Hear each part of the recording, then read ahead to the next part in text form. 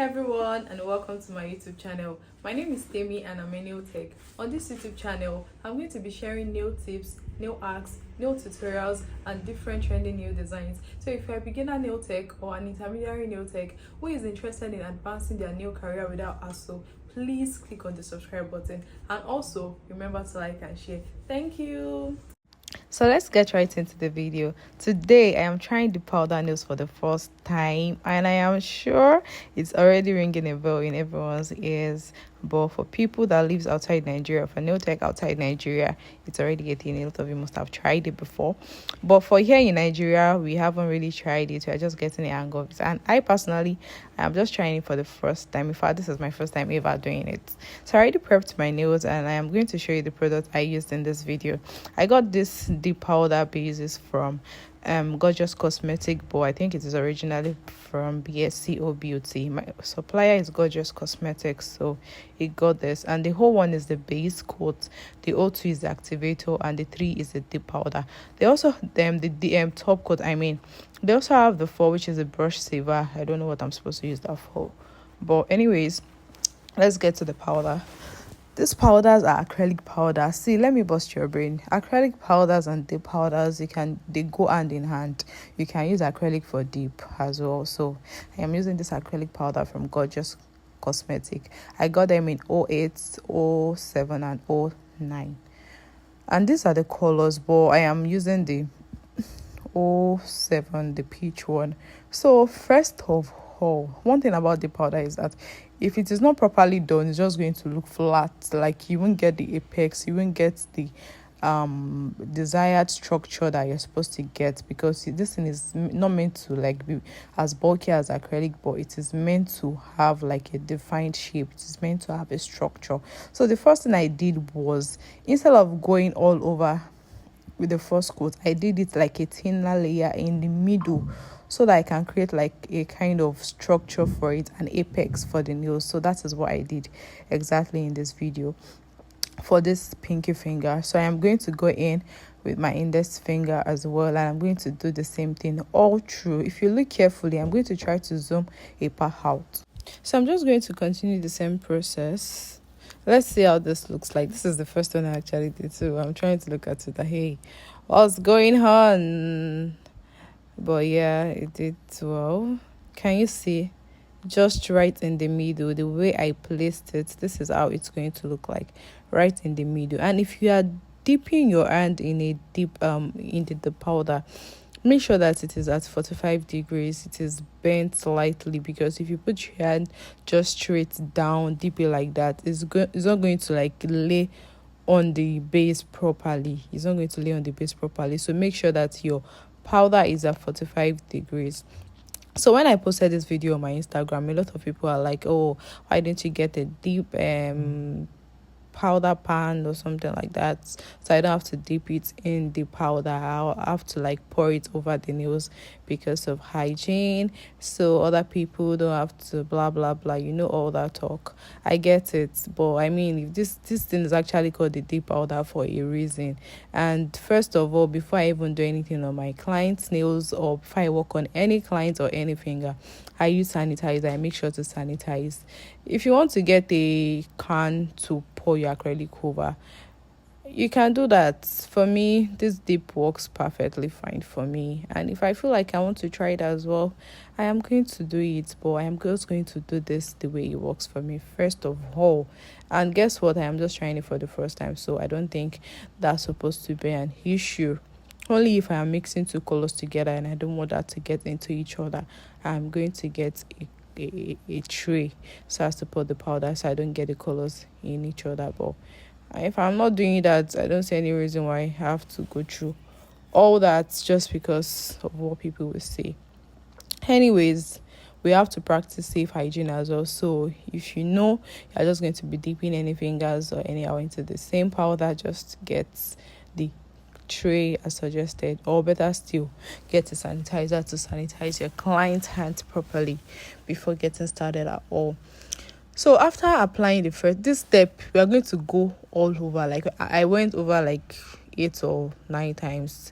and the base is going to dry up, so you don't have to rush it. Once you apply it, it dries in like maybe 2 seconds. It doesn't take time at all for it to dry. If it's not sticky, it's already dried, so that's how you know if it's dried. So for the second layer, I just went like slightly, like spread it over like gently. It's on the same line that I did the first one, but it is slightly over. You know, when you are drawing like a moon circle, you're just going all over with different color, gently going over. But I am using the same base, but I'm just expanding it. You see how I'm going to expand it step by step. This step, you cannot rush it. If you're not patient, you cannot do the powder. I'm just going over the first one, but slightly round, so that I'm going to go in like that in circles like that, like get to the cuticle area. So this step you have to do it carefully, and I'm going to do the same thing on all the fingers. So just watch. Also, I am going to fast forward this video a bit because I don't want it too long, so as you guys don't get bored. But the process I'm repeating is like some very very similar. It's just like the same thing. I'm just going over till I get to the cuticle, and that way I am creating my apex as well. I am not, the only thing I am doing carefully is that I am, when I start to get move up to the cuticle area, I am like applying my base gently, just like the way I would polish, and I don't want it to run into the cuticle. That's the way I'm applying my base, so that by the end of the day, when I'm done with the powders with the dipping, before I even file at all, I don't have problems with filing the cuticles. So you just be very careful when you get to the cuticle part, when you start to move up, so your deep application is going to come out really really nice. So let's just watch this, and I'm going to fast forward it a bit. So I think instead of fast forwarding, I'm just going to be showing you like the core part. I won't like play all the whole video. So right now I think this is like my fourth time going over again, and make sure that it is dried before you go over with your base, so you don't get a smudge application, so you can get it really smooth. And remember to dip in at 45 degrees. So that's about that. Once it's dry, you don't have to dust it now, just go all over. Once you're done with the rest of the fingers, you can now come back to dust. By then the other fingers must have been dried, and you have to be really patient, because it is not, especially if you are doing a long set, it's not something that you rush. You cannot rush the process so as to get a perfect result. So right now I am happy because I think we are already progressing a lot. This step you can do it like 10 to 15 times. I think I'm already on my 7th, and at this point I am already progressing to the upper part of the nail bed.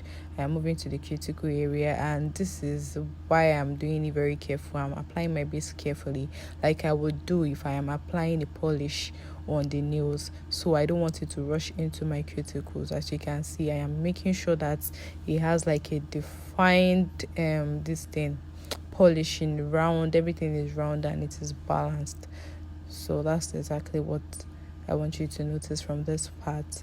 And remember to dip at 45 degrees, because when it gets when it starts to get bulky, and if you're just dipping from straight down into the powder, it is going to get smudged. So you have to do this part really really carefully.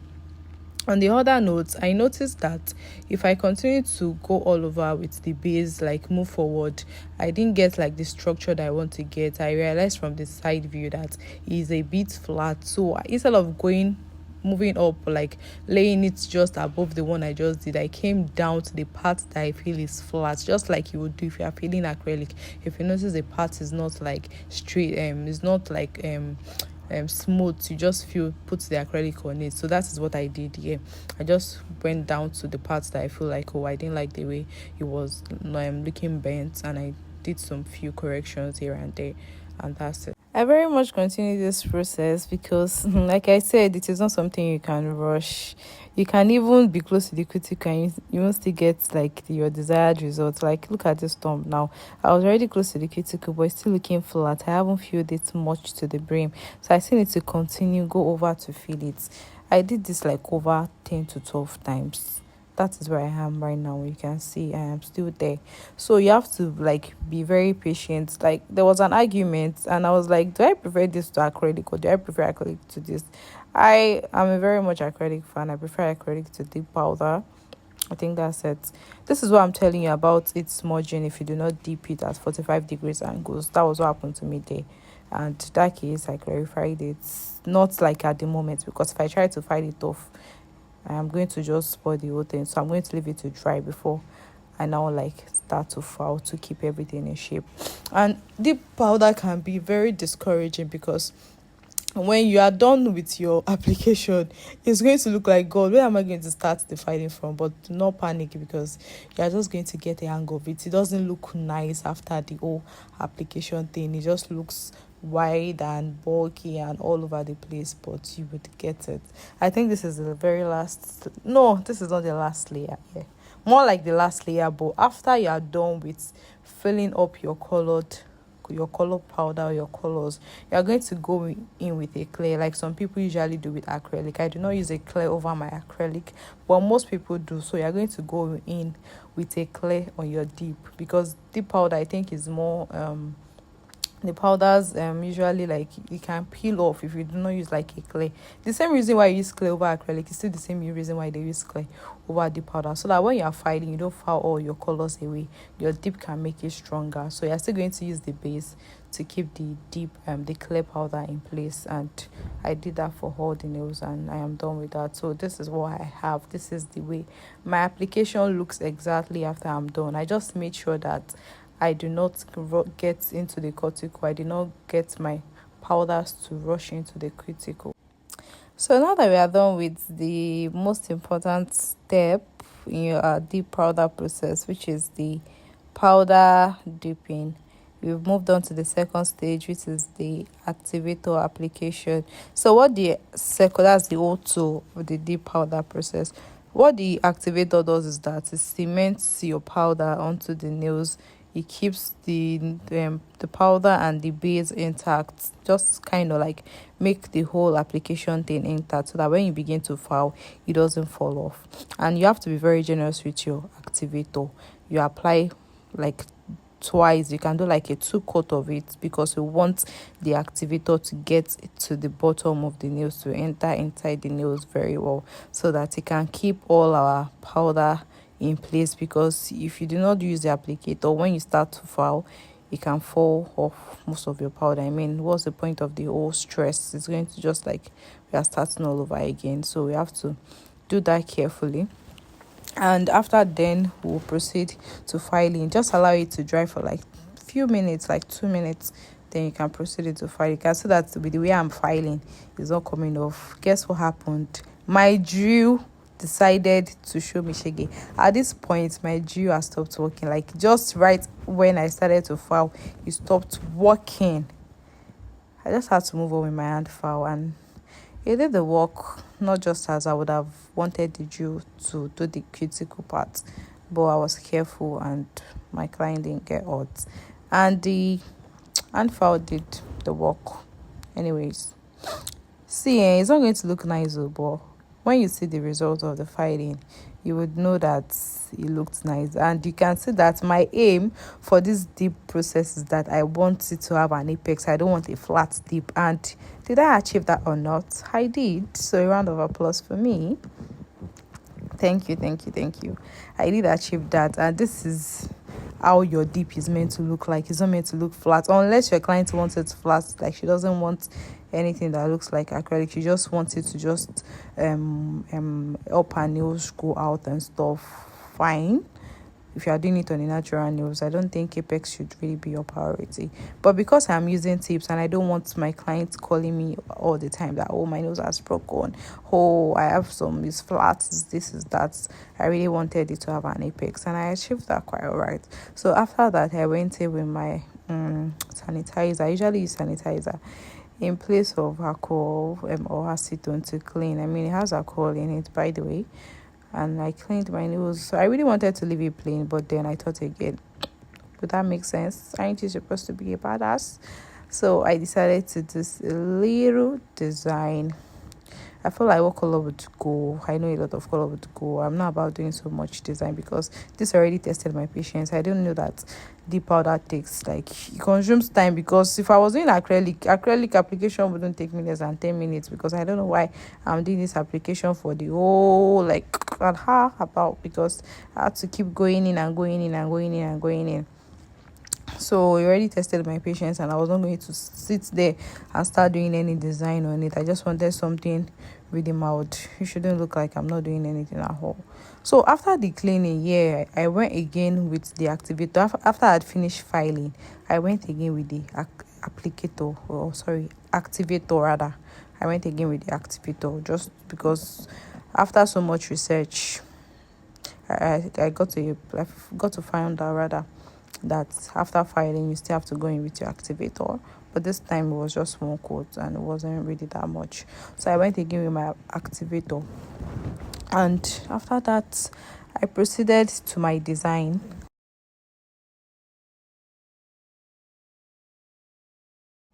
Like I said, I wanted something really simple, so I just used the white polish.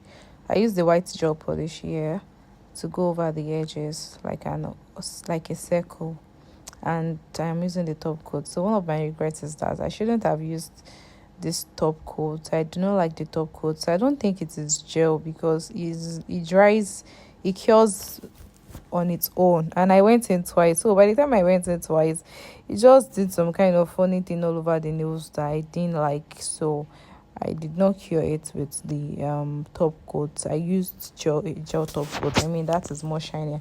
And one thing again that this thing does is that it's not shiny. The top coat, the deep powder top coat, the one that came with the set, is not shiny. It dries off like, I don't know if you all remember those old Cortex, this old polish, what do they call it, Adna. We usually call it Adna. Then it doesn't shine when it dries. It just dries like that. It looks like it's shiny, but compared to the shine of top coat, it is not the same at all. So after all this process, I didn't clean it because you discover a lot of things when you start to do the powder. While I tried to clean it, the gel was also coming off. It was beginning to look like a mess. So I didn't clean it. I just went over with the top coat. I don't think I showed the top coat process, but for the sake of this video, I just wanted you to know that I did not finish my video with this top coat. I eventually used a proper gel top coat, because I don't think this is a gel. I didn't attempt to put it in the dryer, because by the time you see that by the end of this video, it's going to look a bit dull, like it has already dried. I don't know if you can see that. So this is very much the final result of the nails after I had used a proper gel top coat. And if you have gotten to the end of this video, I want you to click on the subscribe button once again. Please subscribe, like, and share. And thank you for watching. Also clap for yourself. You really done well. Thank you. Bye. Mwah.